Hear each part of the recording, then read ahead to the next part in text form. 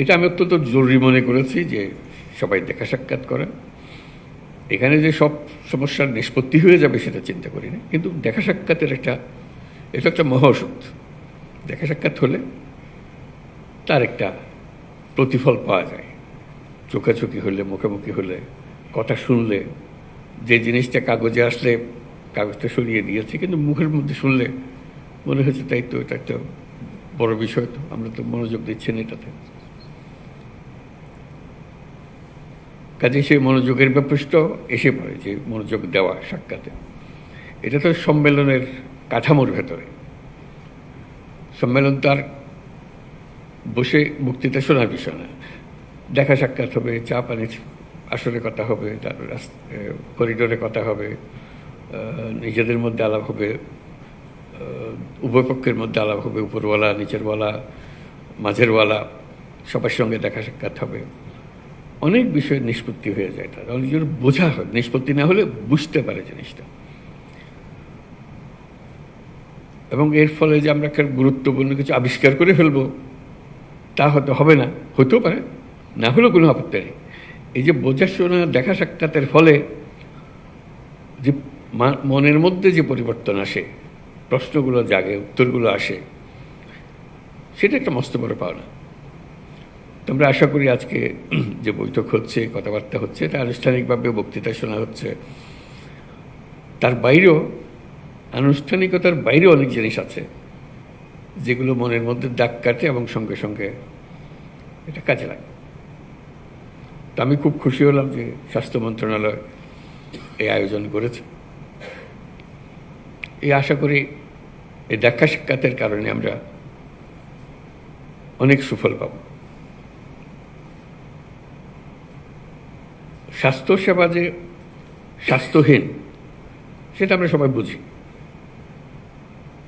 এবং একে অপরকে দোষ দিই, এর কারণে এটা হয় না, ওর কারণে এটা হয় না। দোষ দিলে তো স্বাস্থ্যহীনতা দূর হয়ে যাবে না। এটার প্রতিকার করতে হবে যাতে করে আমরা স্বাস্থ্যসেবা সঠিকভাবে করতে পারি। দুনিয়ার যত দেশ আছে, যত জাতি আছে, তারা যদি নিজ নিজ স্বাস্থ্যসেবা আমাদের চাইতে ভালো করতে পারে, আমাদের মধ্যে কি গাফিলতি আছে, কি অভাব আছে যে কারণে আমরা পাচ্ছি না। মানুষ হিসেবে আমাদের কোনো ঘাটতি আছে, তার সক্ষমতা হিসেবে তার ঘাটতি আছে, আমার মনে হয় না। কিন্তু সামষ্টিকভাবে আমরা ওই ঘাটতিটা পূরণ করতে পারছি না, যেটা ব্যবহারের মধ্যে আমরা প্রয়োগ করতে পারছি না। তো সেটাই নিজেদের কাছে আত্মজিজ্ঞাসা যে কীভাবে করলে আমরা এটার থেকে পরিত্রাণ পাব। অনেকে পলিসির কথা বলবে, অনেকে সুযোগ সুবিধার কথা বলবে, হাসপাতাল নাই, যন্ত্রপাতি নাই, সরবরাহ নাই, যন্ত্রপাতি পড়ে আছে, বহু মূল্যবান যন্ত্রপাতি মেরামতের অভাবে গত 10 বছর ধরে এটা ওইভাবে পড়ে আছে। কথার কথা, এরকম বহু কাহিনী শুনি, বহু কাহিনী জানি। সেগুলো ওভাবে থেকে যাবে, যেহেতু আমরা আর কোনো প্রশ্ন তুলছি না এই ব্যাপারে, এটা সেটেলড ফ্যাক্ট, ওইভাবে হয়। আমাদের যারা উত্তরসূরি আসবে তারা ওইভাবে ধরে নেবে, এভাবে হয়। এভাবে হলে তার দেশ পাল্টায় না, মানুষ পাল্টায় না। মানুষ পাল্টায় যখন আমরা প্রশ্ন তুলি, কেন হবে না? এই প্রশ্নটা নিজেদের কাছে জিজ্ঞাসা করার জন্য আমরা সবাই করছি, কেন হবে না?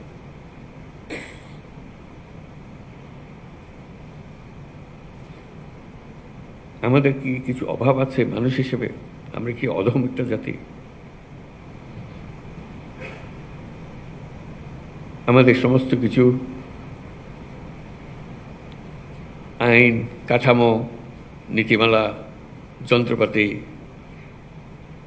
দালান, যা কিছু আছে তা দিয়ে কি এর চাইতে ভালো কিছু করা যাবে না, এরকম মনে হয়?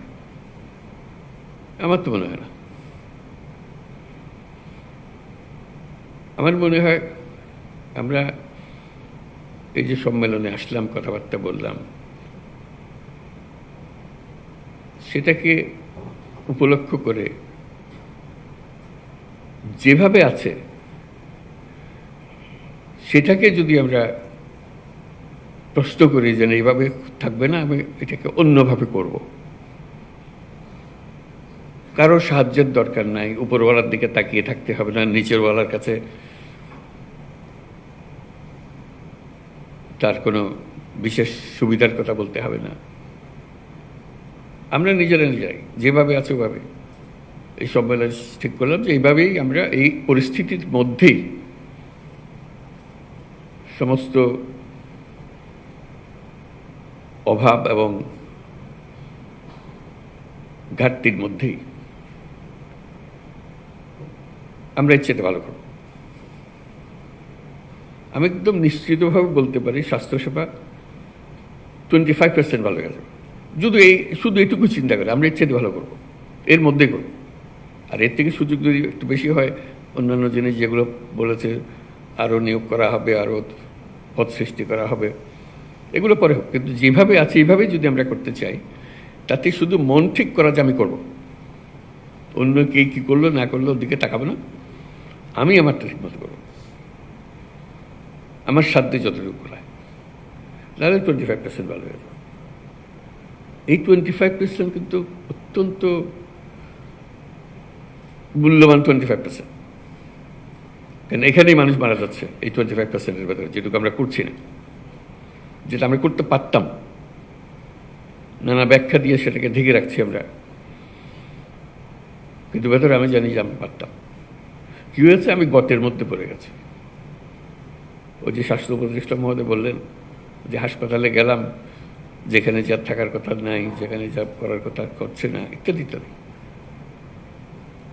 এটা তো কারো অপেক্ষায় না, এটা তো আছে, রিসেপশনের জায়গায় থাকবে, যাকে সাহায্য করার কথা তাকে সাহায্য করবে, এটার জন্য আইনওয়ালা বদলানোর দরকার নাই, কিচ্ছু বদলানোর দরকার নেই, শুধু যেটুকু নিয়ম পালন করার বিষয়।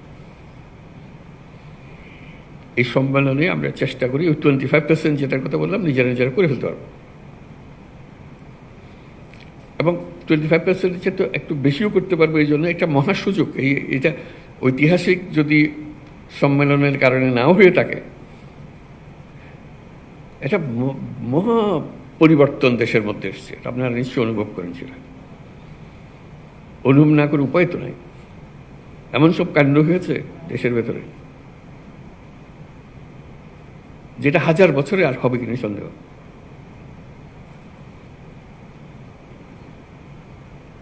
আমরা তার মধ্যে আছি, যে 1000 বছরের যে পরিবর্তন,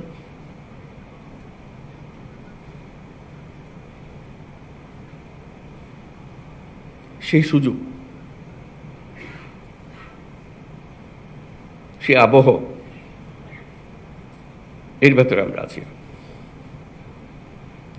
এই যে একটা জোয়ার, এই জোয়ারের মধ্যে যদি আমরা ঢুকে পড়ি, চিন্তা করেন আমাদের কি পরিবর্তন সম্ভব। আমি আবারও বলছি, কিছুই পরিবর্তন হচ্ছে না, মেশিন ভাগা পড়ে আছে, যেখানে যেটা থাকার কথা সেটা নাই, ইত্যাদির মধ্যে শুধু একটা মহা সুযোগ পেয়েছি, এবং এটা আমার আপনার মাধ্যমে হচ্ছে। আমরা এই প্রবাহের মূল চালিকা শক্তি। আমাদের ছেলে মেয়েরা, বাচ্চারা এখনো নাই, ওরা আসবে, ওরা দেখবে। যারা আমাদের থেকে বয়সে বড় তারা চলে গেছে বা কর্মক্ষেত্রে নাই, আমাদের হাতে এটা, এই পরিবর্তনের জোয়ার।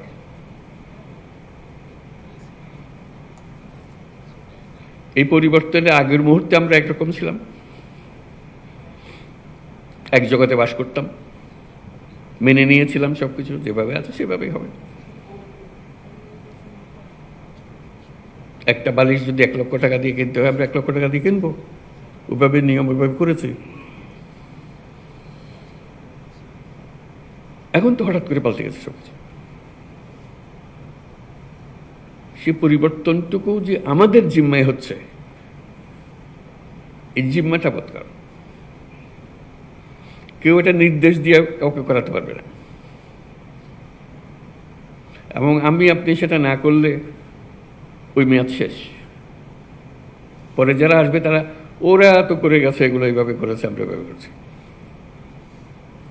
আমরা কিন্তু বলতে পারছি না ওরা ওইভাবে করে গেছে, আমরা ওইভাবে করছি। ওদের যুগ শেষ, এটা আমাদের যুগ। এটা 1000 বছরের পরিবর্তন। এই 1000 বছরের পরিবর্তন আমাদের হাত দিয়ে হচ্ছে, আমাদেরকে সে সুযোগ করে দিয়েছে, এই সুযোগটা নেওয়া। এই সম্মেলনে বসে সেটুকু চিন্তা করা, আমরা কি করতে পারি। স্বাস্থ্যসেবার আরেকটা বিশেষ দিক আছে আমার কাছে খুব আকর্ষণীয় মনে হয়, সেটা অন্যান্য মন্ত্রণালয়ের চাইতে। শিক্ষক বলতে পারে যে আমার ক্লাসরুম লাগবে, ছাত্র লাগবে, আমি শিক্ষকতা করবো ইত্যাদি, তার একটা কাঠামো লাগে। স্বাস্থ্যসেবার কোনো কাঠামো লাগে না। অফিসে যাচ্ছিলাম, পথে একটা মানুষ পড়ে গেছে, শ্বাস নিঃশ্বাস দিতে পারতেছে না, আমি ডাক্তার পাশ দিয়ে হেঁটে যাচ্ছি। আমাকে বলতে পারে যে না, ওরে হাসপাতালে নিয়ে যান, তা নিলে হবে না। আমি ডাক্তার, আমাকে এক্ষুনি এটা করতে হবে, আমার হাতে কিছুই নেই। আমি অফিসে যাচ্ছিলাম, কি মর্নিং ওয়াক করতে যাচ্ছিলাম, আমি যে অবস্থায় আছি সেই হাফ প্যান্ট পরা, গেঞ্জি পরা অবস্থাতে আমাকে কাজে লেগে যেতে হবে। এটা থেকে পরিত্রাণ নাই, যেহেতু আমি ডাক্তার। আমার হাতে সব কিছু থাকলে আমি চিকিৎসা দেবো, না হলে দেবো না, কোনো ডাক্তার বলতে পারবে না। তাকে যাই কিছু শেখানো হোক না কেন, তাকে এগিয়ে আসতে হবে, চিকিৎসা দিতে হবে, এবং প্রতিনিয়ত দিচ্ছে। আমি আবিষ্কার করে বলছি না, আপনারা প্রতিনিয়ত করছেন। কিন্তু এখন যদি বলি না আমি হাসপাতাল চালাতে পারবো না, আমাকে মুখ দেয় নাই, মুখ দেয়নি, আমাকে আমরা বলেই যাচ্ছি, হাত পা গুটিয়ে রাখছি। তা আমি শুধু বলছি যে হাত পা গুটিয়ে থাকলেও অতীতে যদি থেকে থাকে, সে জমানা শেষ। আমাদের এই সময়টুকু ক্ষুদ্র একটা উইন্ডো অফ অপরচুনিটি, এইবার আমরা করব। কারণ আমাদের উপর সারা বিশ্বের নজর, এবং আমিও নিজেকে আবিষ্কার করেছি যে আমার তো অনেক ক্ষমতা আছে, এই ক্ষমতা আমি ব্যবহার কেন করবো না? যেটুকু আছে এর মধ্যে আমি করব। আমি বলবো আমাকে এই দেন, ওই দেন, এটা মেরামত করে সব বলতে থাকবো, কিন্তু কাজ থেমে থাকবে না। কতগুলো খুব সহজ কাজ, ওই আগের আমলে এইভাবে হয়েছে বলে এখনো হচ্ছে। মাথার থেকে সুরে ফেলানো, আগের আমল হাওয়ায় বিলিয়ে গেছে, নাই। অর্থাৎ আমরা গুহা থেকে বের হয়ে এসেছি 1000 বছর পরে, আর পৃথিবীর সামনে। সে গুহার মানসিকতা দিয়ে তো এই পৃথিবী চলবে না, গুহার থেকে বেরিয়ে আসতে হবে। এইটুকু শুধু স্মরণ করিয়ে দেওয়া যে আমরা গুহাবাসী নই, আর কোনো ব্যাখ্যা দিয়ে কাউকে বোঝাতে পারবো না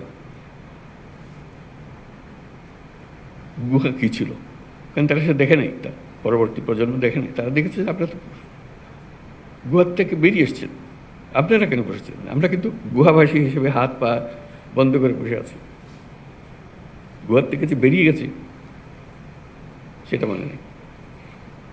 তো শুধু সেটুকু মনে করে দেওয়ার জন্য এই ইন্টারিম পিরিয়ডে, মানে এই পরিবর্তন, এই আইন পরিবর্তন, বরাদ্দ পরিবর্তন, প্রাতিষ্ঠানিক আয়োজন পরিবর্তন, যেটা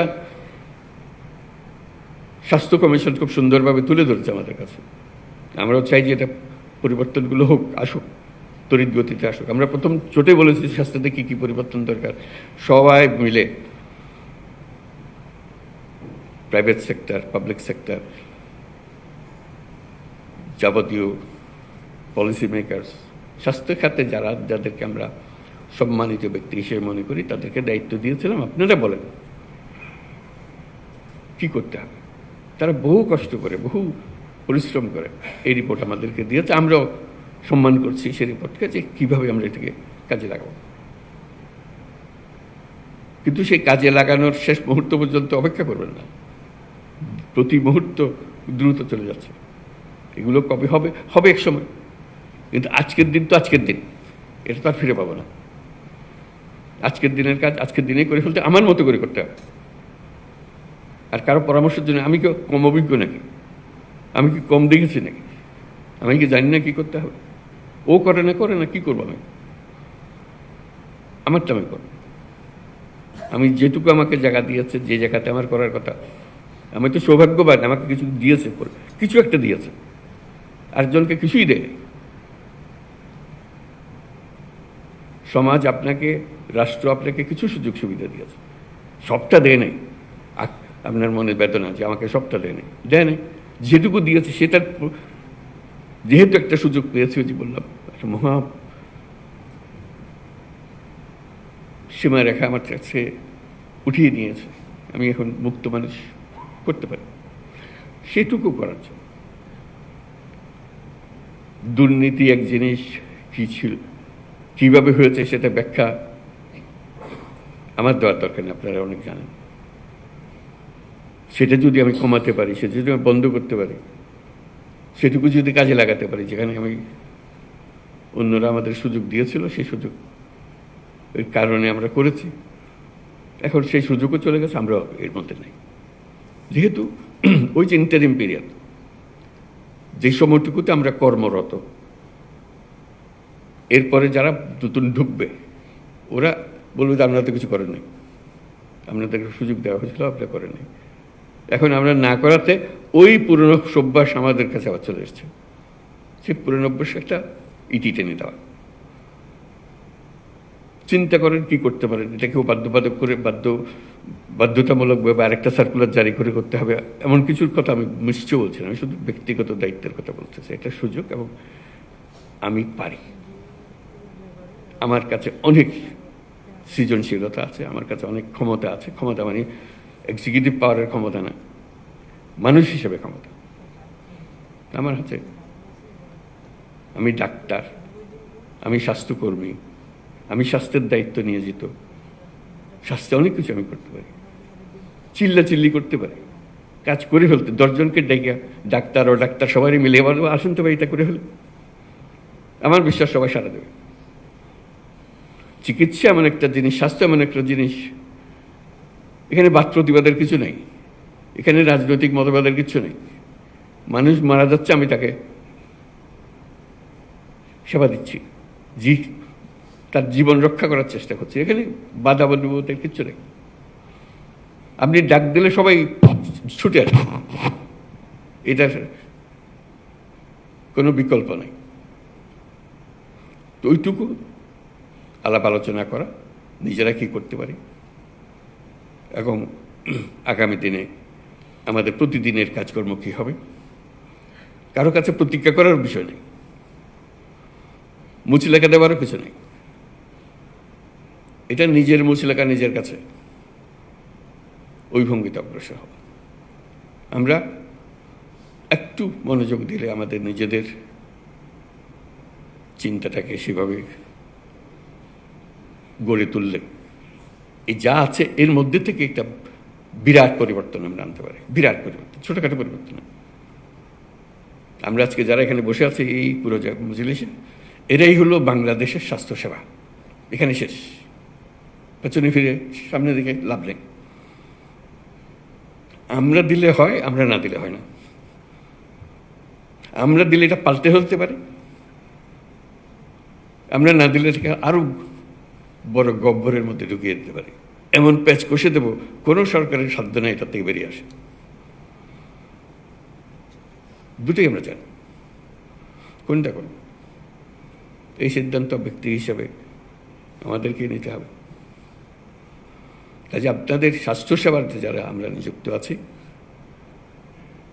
তাদের এই মহাসুযোগ অন্যদের চাইতে অনেক বেশি। কাজে এটার পেছনে সবার সমর্থন, সবার সেবা, সবার। আপনি শুধু বলবেন যে আমার হাসপাতাল, আমার অমুক, আমার এই যে জায়গাটা, আমার আয়ত্তাধীন যে এইভাবে করেছে, আর তুই বেটা কি দেখালি, আমার খেলা দেখানো দেখেছিলেন, আমি দেখাবো। তখন একটা প্রতিযোগিতারও ভাব আসে যে আমার সাথী, আমার বন্ধু, সে এটা করছে, খুব ভাবা দিচ্ছে, আমি করে দেখাবো। আমরা তো একটা কলের একটা নব না যে এইটুকু। আমরা মানুষ তো, আমাদের ক্ষমতার তো কোনো সীমারেখা নেই। যেভাবে আমার এই আইন টাইন বানিয়ে দেন তার মধ্যেও আমার সীমারেখা কোনো নির্দিষ্ট নেই। আমি আমার মতো করে এই সীমারেখার ভেতর দিয়ে আমি এই কাজ করে ফেলতে পারি। আর অজুহাত দিতে হলে তো যে কোনো জিনিসই অজুহাত বার করা যায়। তো সেটাই করার জন্য আজকে বসা, সবাই মিলে বন্ধু বান্ধবের সঙ্গে পরিচয় হবে, কথাবার্তা হবে, দেখা সাক্ষাৎ হবে, দাবি দেওয়ার কথা আলাপ হবে, সব কিছু হবে। কিন্তু মূল বিষয়টা হলো স্বাস্থ্যসেবা, বাংলাদেশের স্বাস্থ্যসেবা এখানেই শেষ। আমরা যারা আছি, আমরা যা করি তাই বাংলাদেশের স্বাস্থ্যসেবা। আমাদেরকে দেখে দেশের মানুষ অনুপ্রাণিত হবে, আমাদের দেখে দেশের মানুষ হতাশ হয়ে যাবে। নির্ভর করবে আমরা কি করলাম সেটার উপর। তো সেটাই আজকের আলোচনার বিষয়, নিজেদের মধ্যে আলাপ আলোচনা করা। এটা আজকে আমাদের সিভিল সার্জন সম্মেলন 2025 এবং বলছে এটাই প্রথম অনুরূপ সম্মেলন। তার উদ্বোধন ঘোষণা করছি এবং নতুন মানসিকতার এই সঙ্গে নতুন মানসিকতার উন্মোচন করছি এবং এই সঙ্গে নতুন বাংলাদেশ গড়ার